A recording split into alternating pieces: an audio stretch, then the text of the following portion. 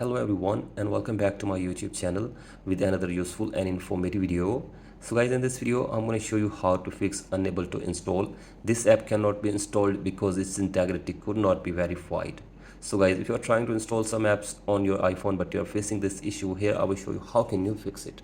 So guys, for that you have to simply watch this video till the end. So guys, first of all you have to simply ensure your date and time is set to automatic or set your date and time.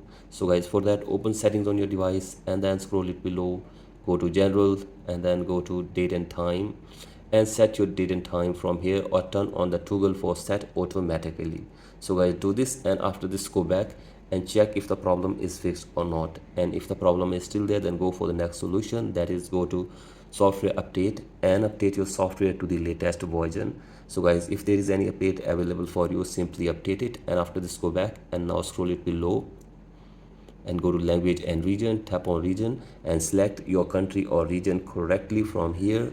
After this go back and now go to VPN and device management and make sure that there is no connected VPN on your device, and if there is any connected VPN simply disconnect it and check if the problem is fixed or not, and if the problem is still there then go for the next solution, that is you have to simply go to your apps and then go to Safari browser. From here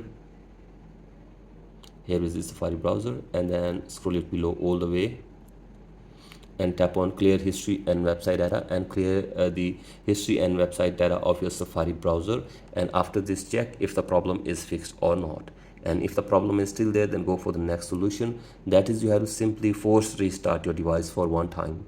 So guys, for that press and release the volume up button and then down button and keep holding the power button until your device force restarts. So guys, do this and check if the problem is fixed or not, and if the problem is still there then you have to simply go to support app and from there you can get any kind of support from the Apple team.